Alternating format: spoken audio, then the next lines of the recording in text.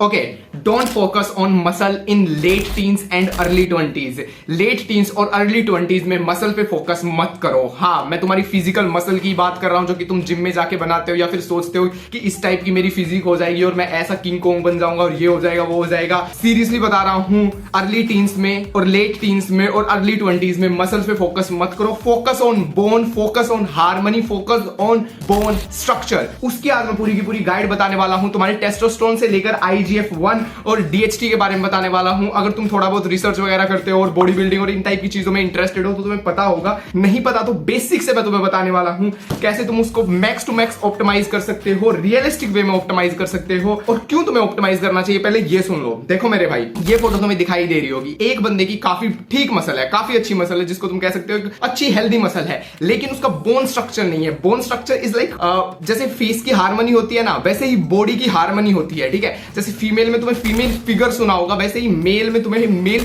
Harmony होती है body की। ठीक है, अगर शोल्डर बड़े ना हो लेकिन मस्कुलर हो तो वो एस्थेटिक नहीं लगते। ठीक है, सेम भी तुम्हारे एब्स के साथ आ जाता है, सेम तुम्हारी नेक के साथ आ जाता है, सेम तुम्हारी बैक के साथ आ जाता है। मतलब अपर पार्ट तो तुम्हारा पूरा कनेक्टेड है। इवन तो तुम्हारे लेग में भी अगर तुम देखोगे तो लेग जैसे मसल होती है वो थोड़ी सी स्ट्रेच होती है, लेकिन अगर तुम अच्छी तरह से उसको ट्रेन करोगे लेकिन तो तुम्हें अच्छी तरह से वो दिखाई देगी।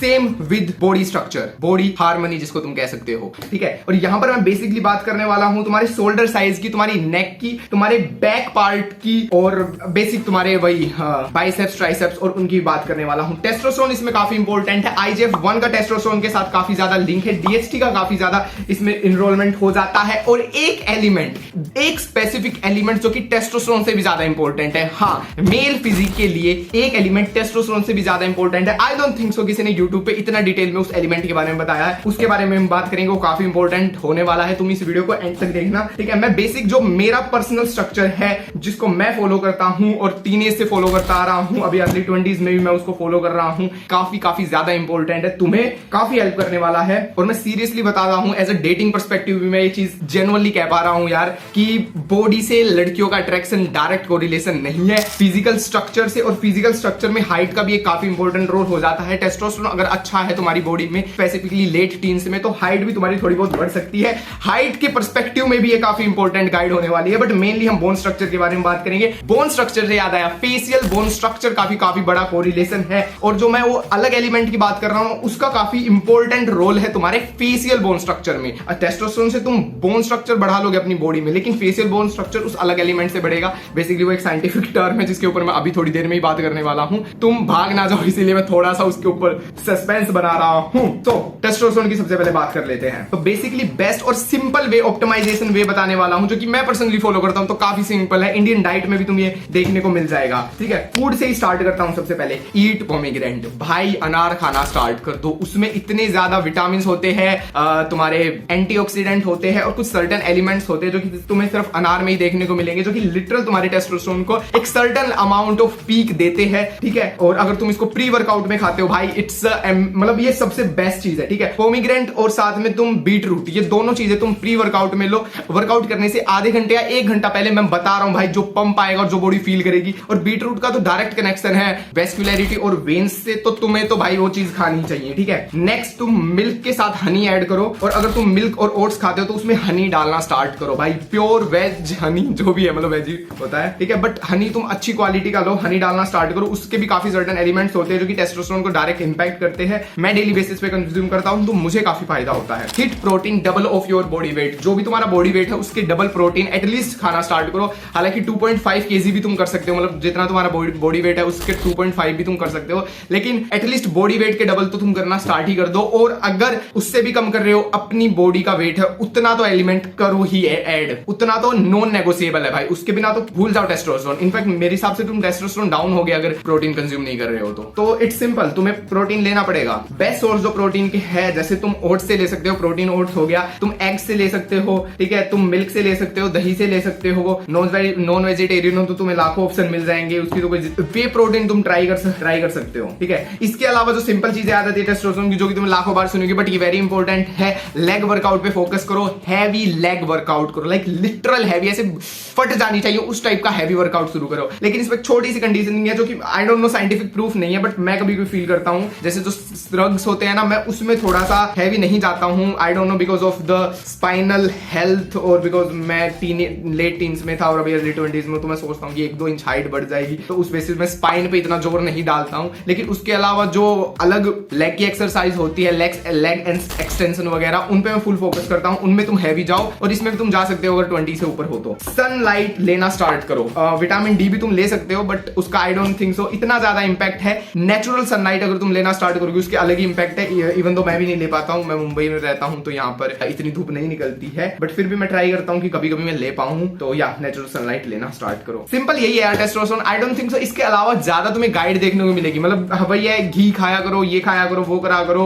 या फिर कुछ बेसिक रैंडम एक्सरसाइज तुम्हें दे देंगे टेस्टोस्टेरोन बढ़ाने की, लेकिन उसका सीरियस साइंटिफिक वे में डायरेक्ट कोई कोरिलेशन नहीं। मतलब डायरेक्ट टेस्टोस्टेरोन उससे अपबिल्ड नहीं होता है। मे बी तुम एज अ प्लेसिबो इफेक्ट तुम्हें थोड़ा सा फायदा देखने को मिले, but I don't think so उसका कोई सीरियस वे में इफेक्ट पड़ता है। लेकिन जो यार 3-4 चीजें मैंने बताई है, इसको तुम अगर डेली बेसिस पे करोगे, एटलीस्ट 2 to 3 मंथ करोगे with exercise, with your best routine. Sleep is very important in testosterone. Sleep को अगर तुम मैनेज करोगे 7 to 8 आवर स्लीप, तो आई एम डैम श्योर कि तुम्हारा टेस्टोस्टेरोन ओवरऑल काफी इंपॉर्टेंट और काफी बढ़ जाएगा। सेकंड, DHT का डायरेक्ट कोरिलेशन है तुम्हारे फेशियल डायमॉर्फिज्म से और बोन मास से। फेशियल डायमॉर्फिज्म और बोन मास क्या होता है, इस फोटो को देख लो। यहाँ पर तुम एक बंदे को देख रहे हो थोड़ा सा अट्रैक्टिव, बेसिकली वो बोन स्ट्रक्चर से अट्रैक्टिव बना है, वो ऐसे ही अट्रैक्टिव नहीं है, वो बोन स्ट्रक्चर आया है DHT के हाई होने की वजह से। DHT के हाई होने का कोरिलेशन एक ये भी है कि उससे मे बी हेयर लॉस हो जाता है। मुझे सच में इसके बारे में जानकारी नहीं है, ना मैंने इसके बारे में कभी इतना सोचा है, बट या अगर इसमें कुछ है प्रॉब्लम तो तुम कमेंट में बता सकते हो, तुम खुद की रिसर्च भी देख सकते हो, ठीक है। लेकिन हाँ, अगर तुम फूड DHT वाले कंज्यूम करोगे तो उससे तो कोई हेयर लॉस होने नहीं वाला, ठीक है। और DHT के अगर तुम अलग सप्लीमेंट्स भी यूज करोगे, आई डोंट थिंक तो उससे भी इतना फर्क पड़ेगा।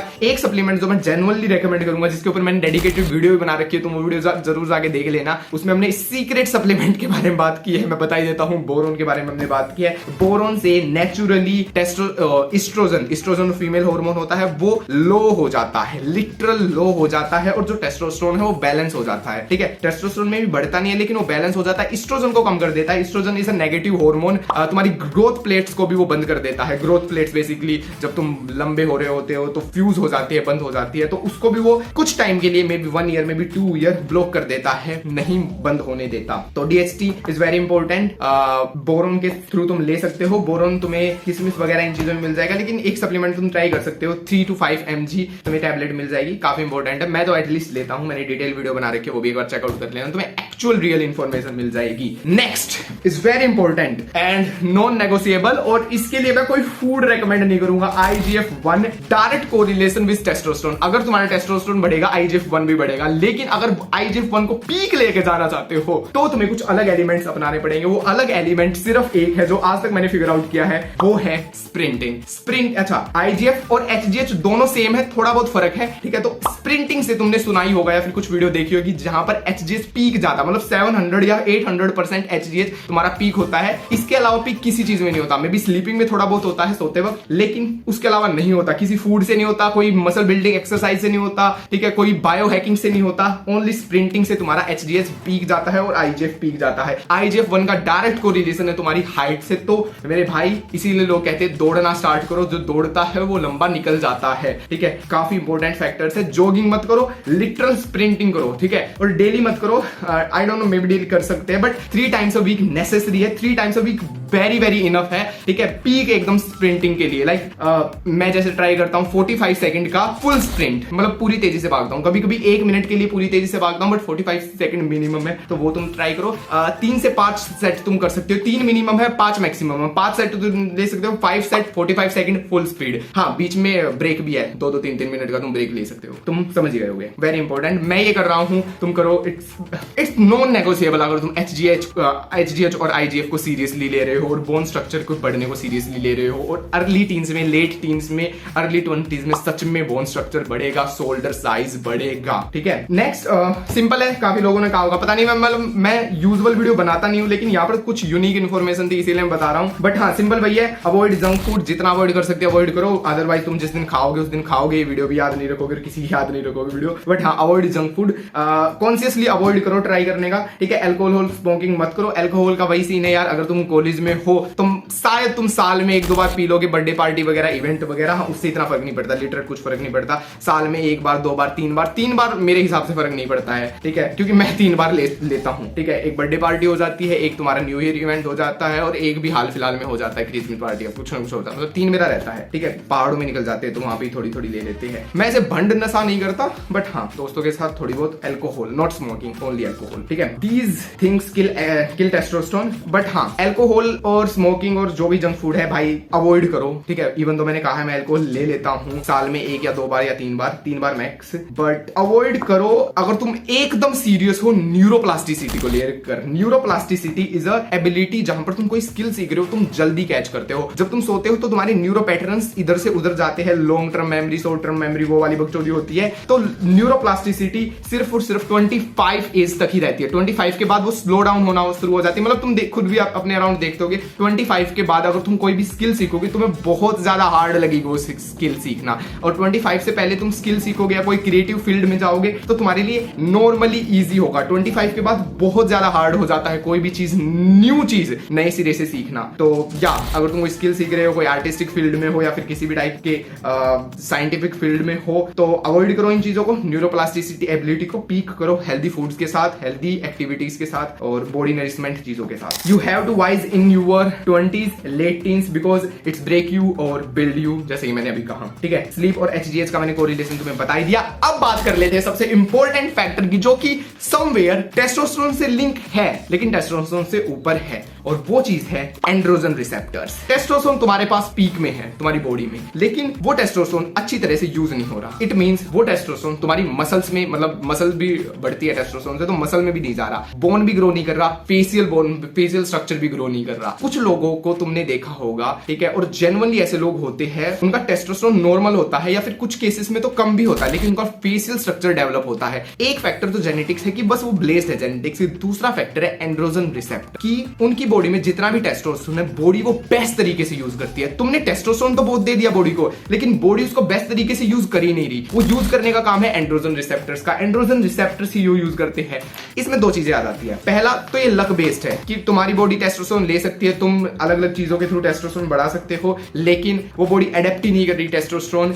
वो लक बेस्ड है, वो जेनेटिक्स बेस्ड है, क्योंकि तुम्हारी जेनेटिक्स ही वायबिलिटी नहीं है उस टाइप से कि वो एंड्रोजन रिसेप्टर्स अच्छी तरह नेविगेट कर पाए तुम्हारे टेस्टोस्टेरोन को। लेकिन फिर भी तुम एंड्रोजन रिसेप्टर्स को भी मैक्स आउट कर सकते हो in certain way, not exact but in certain way. कैसे कर सकते हो उसकी बात कर लेते हैं। बेसिकली तुम गाइड कर सकते हो टेस्टोस्टेरोन को एंड्रोजन रिसेप्टर्स के through. First, sprinting. Again sprinting in this non negotiable. Sprinting का एक सिंपल मैं फॉर्मूला बताता हूं। फॉर्मूला तो क्या है, एक सिंपल वे बताता हूं। तुम्हारी बॉडी फैट होल्ड करती है, स्प्रिंटिंग के थ्रू वो फैट डिस्ट्रीब्यूट होता है बेस्ट सिनेरियोज में। सपोज तुम्हारे फेस फैट है, ठीक है, लेकिन तुम स्प्रिंट करते हो और तुम काफी लंबे टाइम से करते आ रहे हो, लगभग 1 साल से, 6 महीने से, 7 महीने से, डेली मतलब हर 3 दिन करते हो, वीक में 3 दिन करते हो, ठीक है। तुम्हारी बॉडी फैट को काफी अच्छी तरह से यूज करेगी। वो फैट तुम्हारा फेस पे नहीं लाएगी, मे बी वो तुम्हारा चबी में लाएगी या फिर तुम्हारा बैक पे लाएगी या फिर कहीं और लाएगी, लेकिन फेस पे नहीं लाएगी। ऐसा क्यों? क्योंकि जब तुम रनिंग करते हो, जब तुम स्प्रिंटिंग करते हो, बॉडी चाहती है, बॉडी कहती है कि ये बंदा मेहनत कर रहा है। और मैं ये बेफालतू की स्पिरिचुअल है उस टाइप की बात नहीं कर रहा हूँ, इट्स अ साइंटिफिक वे। अगर मुझे रिसर्च वगैरह मिलेगी तो मैं जरूर लगा दूंगा। But the thing is body distribute fat in best possible way when you are active, when you are sprinting, when you are running. इसका आईजीएफ के साथ भी कोरिलेशन है, टेस्टोस्टेरोन के साथ भी कोरिलेशन है, एंड्रोजन रिसेप्टर्स भी इसमें काफी इंपॉर्टेंट है। तो ये चीज आ जाती है, ठीक है। Second, heavy lift. इतना मुझे इसका फील नहीं आता, बट हाँ हैवी लिफ्ट ट्रेनिंग तुम कर सकते हो मेरी प्लेसिबो इफेक्ट के थ्रू। शायद एंड्रोजन रिसेप्टर का चल कोई नहीं, इतना है, मेहनत कर रहा है टेस्टोस्टेरोन अच्छी जगह पे पहुंचाते हैं। फूड का इसमें ऑफ कोर्स रोल आ जाएगा, मैंने बता दिया। Neck training is so effective, like seriously. देखो नेक ट्रेनिंग क्यों इफेक्टिव है, फैट का इसमें कोई कोरिलेशन नहीं है, बट नेक ट्रेनिंग तुम्हारी डायरेक्ट स्पाइनल कोड से कनेक्ट होती है, ठीक है। और स्पाइनल कोड तुम्हारा कनेक्ट होता है स्टेबिलिटी से, एक स्ट्रेट पोस्चर, ठीक है। और जब तुम्हारा स्ट्रेट पोस्चर होता है तो तुम्हारा ये पूरा का पूरा पोस्चर स्ट्रेट होता है, तो तुम्हारी जो फेशियल मसल होती है ना, न्यूरोलॉजी या पता नहीं क्या बोलते हैं, मैं बता दूंगा अगर मैं वीडियो मिलेगी तो, ठीक है। बट हाँ, जब तुम्हारी नेक स्ट्रेट होती है है तो तुम्हारे जो अपर पैलेट पे जीभ होती है ना, टंग, उसको भी तुम अपर पैलेट पे रखते हो, जिसको म्यूइंग बोलते हैं बेसिकली, ठीक है। तो सारी चीज तुम्हारी फेशियल हार्मनी में होती है अगर सिर्फ और सिर्फ तुम नेक ट्रेनिंग करते हो। वॉइस डिप का इसमें काफी कोरिलेशन है, एंड्रयू ह्यूबरन मैंने इसके ऊपर काफी बात की है। तो हाँ, वॉइस भी डीप होती है नेक ट्रेनिंग को करने से, ठीक है। और लेट टीन्स और अर्ली 20s में मैसिव बेनिफिट्स है नेक ट्रेनिंग के। तो वीक में 2 या 3 बार नेक ट्रेनिंग भी जरूर करो। थोड़ा सा इसका भी डायरेक्ट कोरिलेशन कह सकता हूं मैं एंड्रोजन रिसेप्टर से है। मैंने एक बंदे की वीडियो देखी थी, ऑस्कर पटेल उसका नाम है, तो उसने भी इस टाइप की बातें की थी। मे भी ठीक है, मे भी नहीं है। करने में क्या जाता है, लाइक सीरियसली 5 मिनट और एक्स्ट्रा लग जाएंगे, नेक ट्रेनिंग हो जाएगी, अच्छा ही फील होगा तुम्हें, ठीक है। और अच्छा फील तो लिटरल होगा, क्योंकि तुम्हें ऑन द स्पॉट जब तुम 1 या 2 सेट पूरे फुल नेक के करते हो और जब तुम शीशे में देखते हो तो यहाँ पे जो नेक के वेन्स दिखते हैं, it's amazing, it's literally like strong neck, एक मैन वाली फीलिंग आती है। तो तुम नेक तो ट्रेन करो ही विदाउट एनी डाउट। एंड मैं अगेन लास्ट बार फिर से कहूंगा, ये चीजें अर्ली टीन्स, लेट टीन्स और अर्ली 20s में ही वर्क करेगी, तो इनको नॉन नेगोशिएबल तरीके से जरूर वर्क में लो। फेशियल हार्मनी इससे काफी इंपॉर्टेंट है, फेशियल हार्मनी भी इसमें, बोन स्ट्रक्चर भी तुम्हारा थोड़ा बहुत इंप्रूव होगा। That's it, this is the final guide of bone structure. I hope मैंने कुछ भी मिस नहीं किया होगा। तुम्हारे कुछ रिकमेंडेशन है, सजेशन है, कमेंट में जरूर बताना। सब्सक्राइब कर दो यार, डेली वीडियो लाने की ट्राई कर रहा हूँ अभी तो। बाय।